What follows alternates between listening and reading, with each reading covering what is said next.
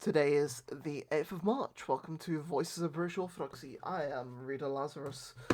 Today we have a few entries across all sources. First entry for today is Saint Beoad, also known as Beatus, and he is from the 6th century. A bishop of Ardcarn in County Roscommon. Little facts are known of Saint Beatus' life. Traditionally, he had been renowned for his piety and the miracles that are associated with him. It is believed that he reposed sometime between AD 518 and AD 523.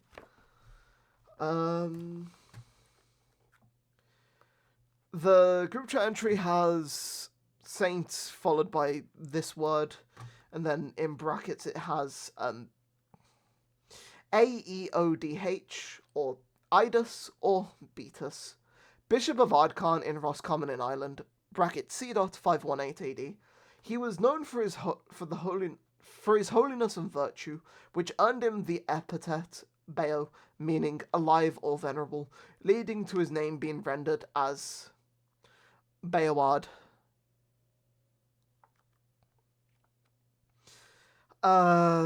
The next entry is for Saint Felix of Dunwich, who is from the 7th century, and he is the apostle to East Anglia.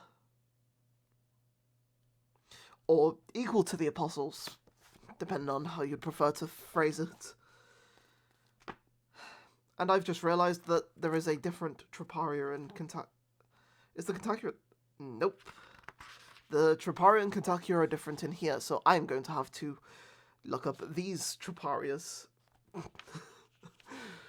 A native of Burgundy, who, after converting the then exiled East Anglian prince, King St. Sigebert, 25th of January, made his way to England, establishing the see at Dunwich in Suffolk.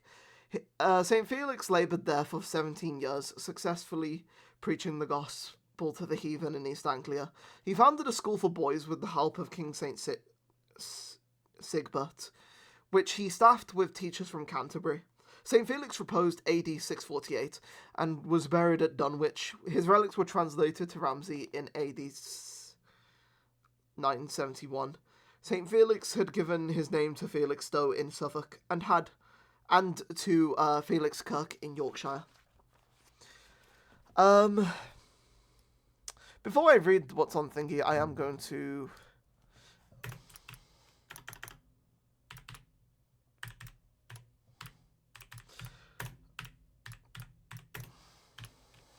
there's a Troparion tonate, so I mean, I kind of would prefer it if I could find the...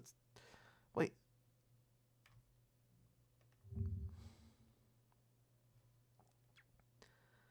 Shout out to Orthodox England potentially coming in clutch. Though to be fair, I also could just get it from the author of the book's site, but still. I'll just Anyway, let's read the tone 4 and the tone 2 one first. Troparion tone 4. The truth of things revealed you to your flock as a rule of faith, an icon of meekness and a teacher of abstinence. Therefore you acquired greatness by humility and riches by poverty. O Father and Hierarch Felix, intercede with Christ God that our souls may be saved. Kontakion tone 2. Perdaben you sought the heights. O Hierarch Felix, divine thunder, spiritual trumpet, planter of faith and pruner of heresies, great favourite of the Trinity, while standing with the angles before God, pray unceasingly for us all. That's a very specific for Thingy to default to. Anyway, Troparia. So, the other Kontakion is also in tone 2, as we should see. Oh, this is a modern version.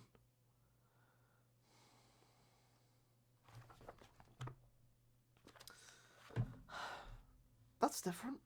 Wait.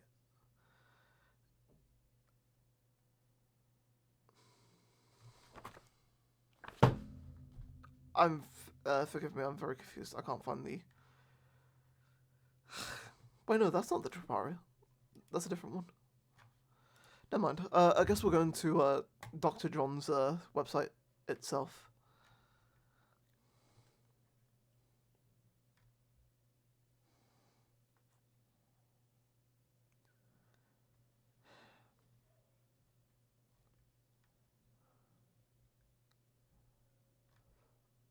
There we go. This is it. Felix of Burgundy, hierarch and teacher, preaching the word of life, you did gather a rich harvest of believers, together with Furzey of Ireland, pilgrim for the love of the Lord, outstanding in virtue, renowned in word and deed, Enlightener of East Anglia. We rightly praise you, and God-bearing fathers.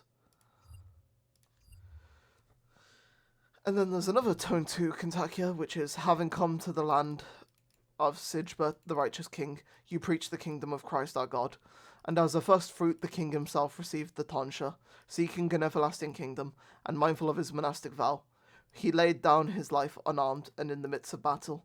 Wherefore, O Felix and Furzey, we venerate your memory, crying out, glory to Christ our King, the Redeemer of the world. The next saint is also not in the book, but it is Saint Ryan, also known as Ranus or Ryan. There we go. And his date is unknown. The saint for whom Clan Ryan in Pembrokeshire is named, he has been described as an abbot by William of Worcester and Leland. Neither specific dates nor particular facts concerning our life are ascertainable. Again, not in the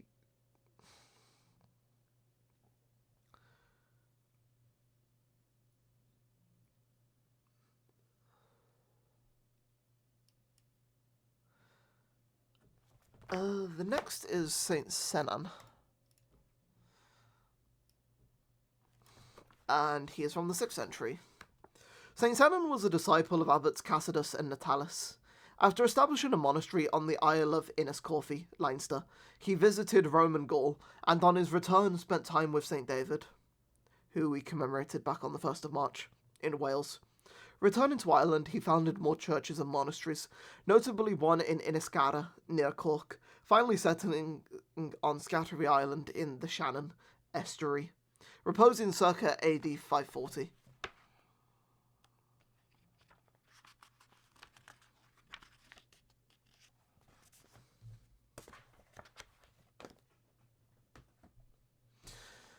Oh wait, this was where it ended, so I will place this here. The group chat entry says, Saint Senan MacGurkin, a monk in Kilmanna in Ireland, bracket C. for 540 AD. A monk in Kilmanna in Ireland, having founded a monastery probably in Enniscorthy, he is said to have visited Rome and on his way home stayed with St. David in Wales. On his return to Ireland, he founded more churches and monasteries, notably one in Inniscarra near Cork. Finally, he settled on the Scattery Island in the Shannon estuary where he was buried. He is venerated as one of the 12 apostles of Ireland. St. Senan is associated with numerous miracles, including the legendary banishment of a sea monster, the Cafach, from Scattery Island. He is the patron saint of West Clarence sailors.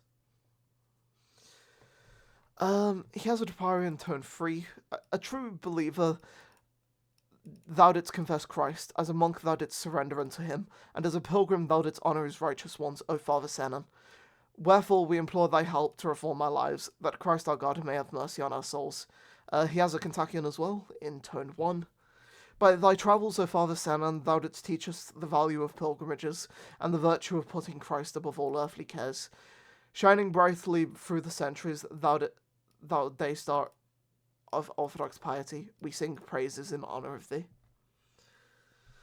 Covered.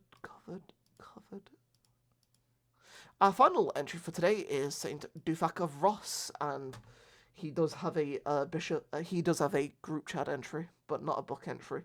Saint Dufach, Bishop of Ross, patron saint of Tyne, Scotland, 11th century. According to tradition, he performed miracles, including carrying hot coals in his lap as a boy without injury. His body was found to be incorrupt centuries after death, a sign of holiness that led to the establishment of a major pilgrimage site in Tyne. May those saints intercede for us before the righteous judge. I've been read as our God. Bless you all, and Amen.